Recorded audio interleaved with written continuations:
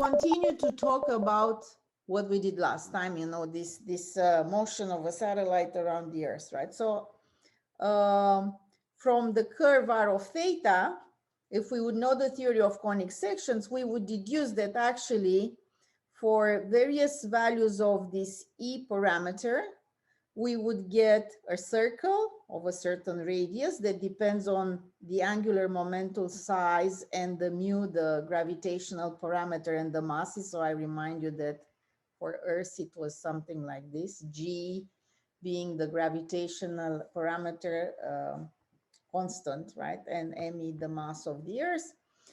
All right, and then for E in between 0 and 1, we get an ellipse. And actually, this is also could be shown that is equivalent for energies in between the equilibrium energy and 0. So if we go back, what I mean is for energy from here down here to up here without the 0. So for all this range, we get this kind of elliptic orbits, okay? The circular one is down here. The elliptic ones are here, right? And then as soon as we go over E equals 1, we get the parabola as a trajectory. So a parabola would be something that looks like this, but at the infinity, right, it settles down on the horizontal. And for E greater than 1, we get a hyperbola, which would be something that would look more or less like this. So at infinity is just going up, right? It settles on a non-zero slope line, okay? So our satellites actually are coming, you know, around the Earth on these elliptical trajectories, okay? And now what I want to do with you before moving on to a different item, right? So you can play, actually, I think you had in an assignment, I asked you to do this, and then I said, I'm not marking that problem. But if you would have drawn these curves with maple or something, you have seen, you know, these ellipses appearing, okay? All right, so now I couldn't move on without mentioning the 3 Kepler's laws. So this Johannes Kepler, he lived like in 1600s, and he put down 3 laws about the motion of planets around the sun, okay, without knowing the gravity law. And actually from these 3 Kepler's laws, so that will be 1, 2, 3. So using these 3 Kepler's laws, Newton deduced, well, there are different stories, right? Newton's that actually the gravity force is between 2 bodies is proportional to the product of the masses. So let's say M1 and M2. So you have 2 mass points, M1 and M2, and then inverse proportional with the distance squared, this law that we actually use. So, you know, in what I'm trying to say is that from the 3 Kepler's laws, you can deduce Newton's law, and the other way, if you know Newton's law, then you can deduce the Kepler's law. And actually, this is what we did.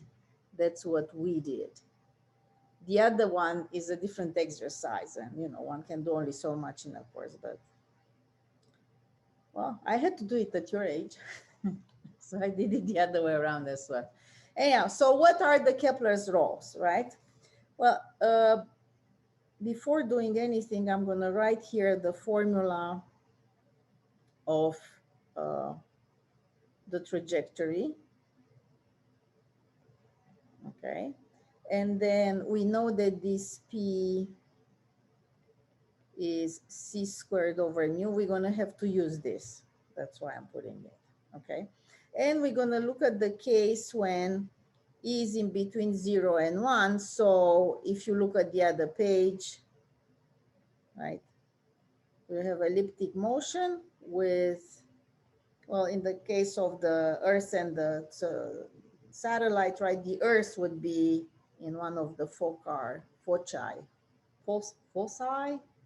I guess, of the ellipse. So maybe someday we'll talk about what an ellipse is, because we can play, you know, with 2 sticks and the thread and actually have a perfect ellipse drawn.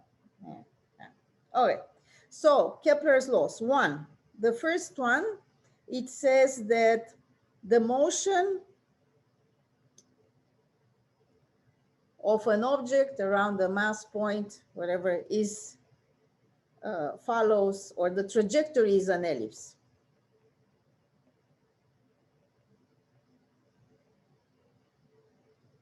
Okay, of a planet around the sun. This is what Kepler deduced, right, with his telescope and all those things, you know, 400 years ago. Okay, is an ellipse. So he noticed that, okay? All right.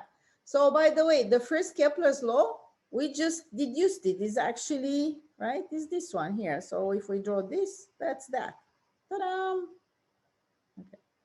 The second Kepler's law says that, you know, the planet sweeps equals areas in equals time. Okay, so I'm going to just write it like this, you know, kind of in between quotes. Equal areas swept. I hope that's an English word. Is that correct? Or should I check it? Yeah, okay. Swept in equal intervals, time intervals. And then we did this one. So this is called the area law. And we did it. And this is actually true for any central force problem. And we did this 2 or 3 lectures ago. Okay. So there's the second law. The second thing that Kepler actually noticed, by the way, he was Dutch, right? They had a great school going on. And why did they have a great school of astronomy? Because they were great navigators, right? So they needed the sky. So they didn't mind doing research in how the planets move, because they needed for the ships that were transporting, you know, goods from a place to another, right? I mean, think about Netherlands is a tiny country, but they had colonies, right? And stuff. That's smart. Okay. And the third Kepler's law, and that's the one I wanted to do with you today. Okay, it says the following, that let t, if t is the period, okay, of the time period of the elliptic motion, right? Okay, and if A is the semi-major axis of the ellipse, okay? The third Kepler law says that t squared over a at cube is a constant, okay? And that's it, okay? So somehow it turns out that this is a constant. By the way, and I want to prove this one with you, right? So I think I'm gonna flip the page, huh? Or maybe I'll just put it in here. So first I want an ellipse here. Let's do it with a different, okay. Now I'm gonna do the 2 axes.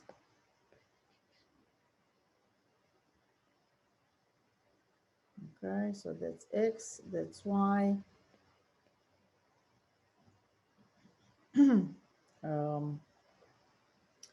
All right, so I'm gonna put the sun in the sun. Okay, let's do the sun.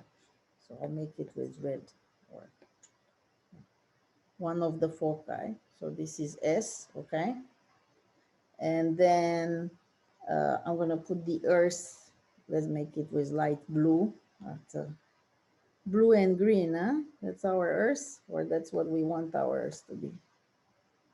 Actually, it's pretty much gray sometimes, huh? So there's the position of the Earth, okay? So let's say it's here. And now we have, that will be our theta, okay? That will be our R. And now I want to pinpoint to the semi-major axis, and right? So semi-major axis is really the major axis divided by 2. So that's A, okay? Let's make it nicer, A. Okay, that's a good A. All right, so what this law is saying that if we go around here, so we start somewhere here and we go all around, so let's choose a different, I'll do it with black, right? Boop, boop, boop, boop, boop, boop. So I'm going all around, so the time that goes all around is the period, right? So I'm going all around in time t, and somehow t squared over a at q is a constant, okay, for all planets. That's the thing, okay? That's the magic thing. Okay, so maybe I should write it with red.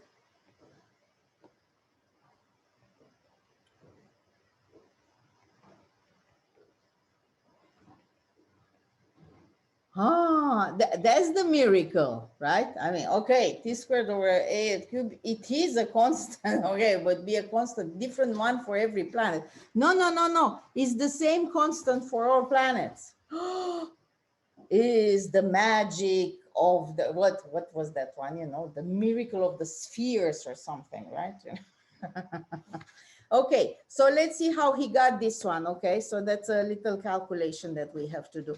First of all, we have to find out what is A, okay? So to find out what is A, to not go into the theory of conics, what I'll do the following. We have when R in 0, so you have the formula of R of theta, yeah? Okay. So now if we look at R in 0, so R in 0 is when theta is 0, right? Theta is 0, okay? So it's here, right? So it's that distance that I'm calculated. Okay, so, well, we can take, without losing generality, yeah, I'm gonna write here, without losing generality, take theta not to be 0. So that's the initial theta. So I'm starting really here. So this guy will be theta 0 is 0, okay? So I'm starting my count at there. So when we do theta in 0, this is p over 1 plus e cos 0. So will be p over 1 plus e, because cosine 0 is 1, yeah? I'm doing a little trick to find the e. And then if we do r in pi, this is p over 1 plus e cos pi. So will be p over 1 minus e.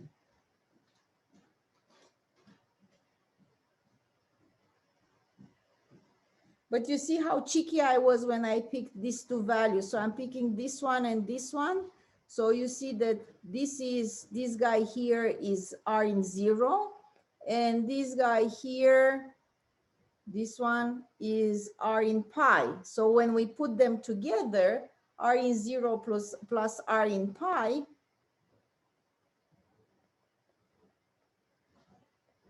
is really two semi-major axes, right?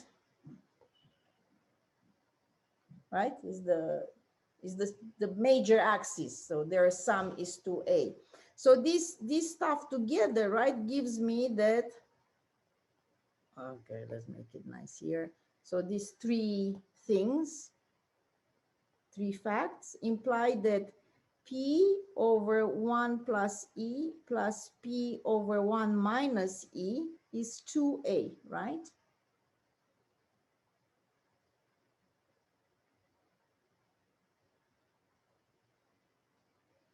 But now I remember that p was c squared over mu, right? From where? From here, right?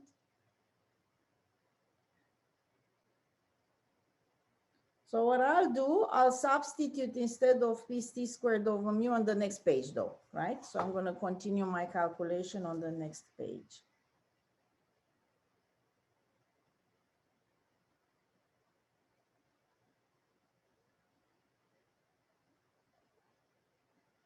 Okay.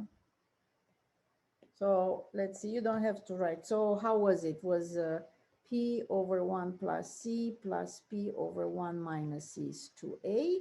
right? So this means that NP was C squared over mu. So put them together. So we end up with C squared over mu. I'm going to actually put it together, put it as a common factor for the P, right? So this guy is this guy, yeah? Common factor. And this is 1 plus E plus 1 over 1 minus E is 2A. So actually we have C squared over mu times, now I'm going to bring to the same denominator up there, and this is down because 1 plus E times 1 minus E is 1 minus E squared. This would be 2A. So I'm getting with a formula that tells me something like this. Okay. All right. Also, for an ellipse, okay, so here I'm going to draw again a little ellipse. Okay. Put my picture back a bit. Okay. Where was that? Something. You don't have to do it again. I'm doing it because I can. Okay. So for an ellipse, we have that we have the two semi-major axes, right? So we have a semi-major axis. Okay, that's clear what it is. E is eccentricity. And then if we want B to be the semi-minor axis, there is a relationship that relates B with A and the eccentricity. Okay, so the eccentricity, I don't know, as I said, you know, probably you don't know much about conic sections. This would be a perfect, conic sections would be a perfect subject for a final year project, let's say. Okay, so you know, one can go as deep as one he or she wants in this. You know, it's very interesting, actually. It's very elegant. Okay, so the eccentricity is a measure of how an ellipse, you know, you can think of an ellipse as a circle that is flattened a bit, right? So, right? So the eccentricity is a measure of how much flattening you put into it.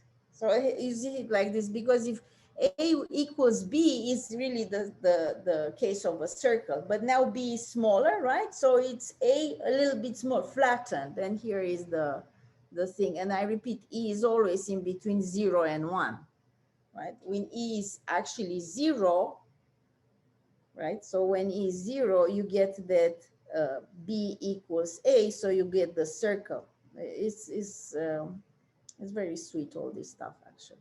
Okay. So anyhow, what I'm going to the fact that we can retain now the C squared over mu equals, okay, we'll just keep it like this. I don't want to go into more than that. And let's go back to the period and what we have to show, right? So now the area of the ellipse,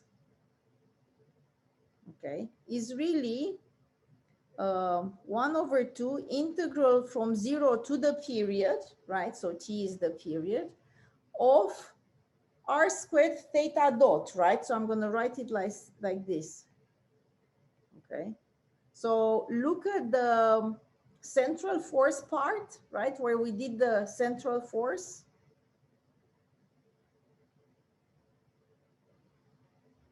Okay, that's where we said that. But this guy, right, because it's a central force, this is actually C is the angular momentum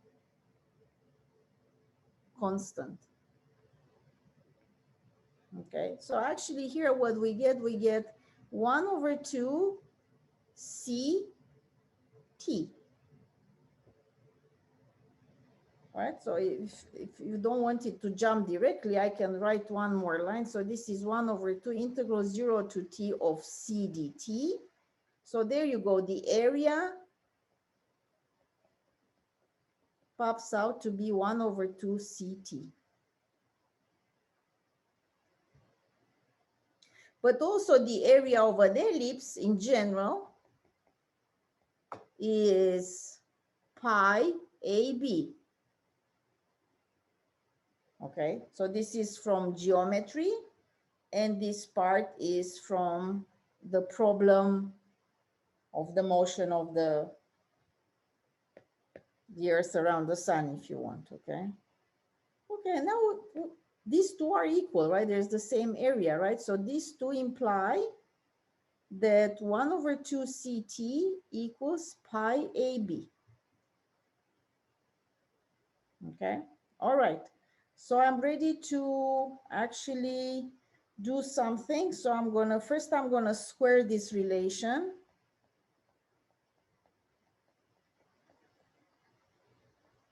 Okay, and now I'm gonna substitute the B squared with this thing here. Okay, so let's call it relation star red. So B squared is A squared times 1 minus C squared.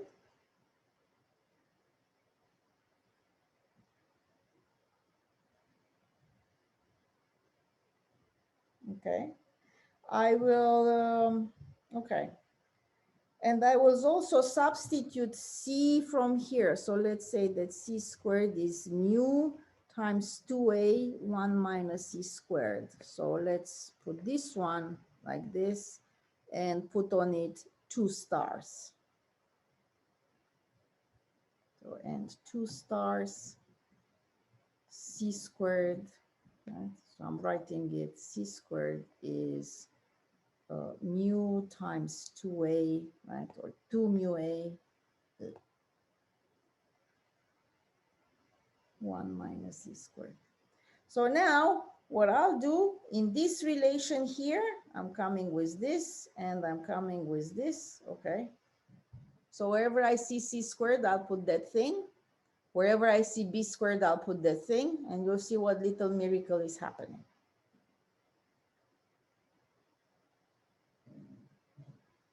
Okay, so I tried to find a very not complicated path to get where we are, because there's so many formulas sometimes. Okay, so here I'm going to write these relations again here. So we had 1 over 4 C squared T squared is pi squared A squared B squared, right? That was that. And then on the other hand, we had that B squared is A squared 1 minus C squared. And then we had C squared 2 mu A 1 minus E squared, I think. I hope I didn't forget anything. Yeah. And now let's put them inside. So let's see what we get. So we get 1 over 4 times 2 mu A 1 minus E squared equals pi squared A squared times A squared 1 minus E squared. And E is in between 0 and 1, okay? So we're looking for in the regime where it's just elliptical motion, not other kind of motion. So we can cut this, okay? A is the semi-major axis, so it's positive. So we can cut an A, we can cut a 2. So we end up with 1 over 2 mu equals,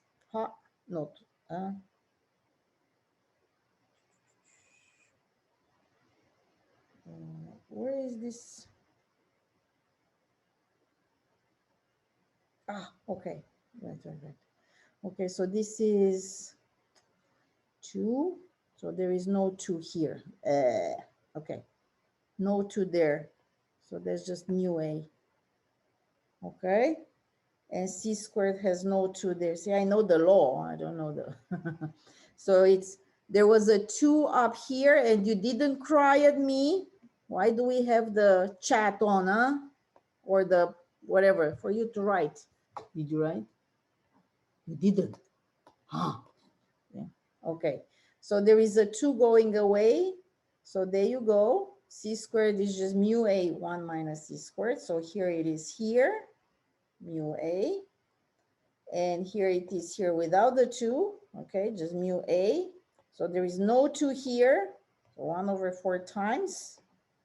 And here is the big finale, right? So we have 1/4 mu A, no, we cut an A as well, equals pi squared A at 3 and the t squared here, right? So what happened with my t squared? Let me write it again, okay? What? Okay, once again. So 1/4 mu A 1 minus e squared, that's that. And now t squared equals pi squared A squared B squared. Good. So 1/4 mu, this is going, t squared equals pi squared A at 3, and that's it. So t squared over A at 3 equals 4 pi squared over mu. Okay, so equals for the solar system, 4 pi squared over g m sun. So in other words, this is a constant, the same for all planets. Right? Because all planets will have t squared over A at 3. So assuming that they're all moving on these ellipses around the sun, so they don't affect each other, right? So Mars doesn't affect the Earth, right? Or anyhow, we ignore that completely. This is 4 pi squared over g m sun. So this thing is the same constant for all planets.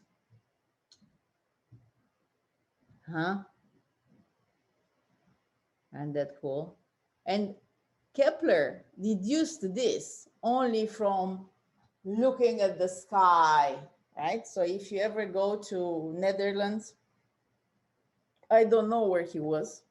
I've been to Netherlands once, to Leiden, right? That was a meeting there.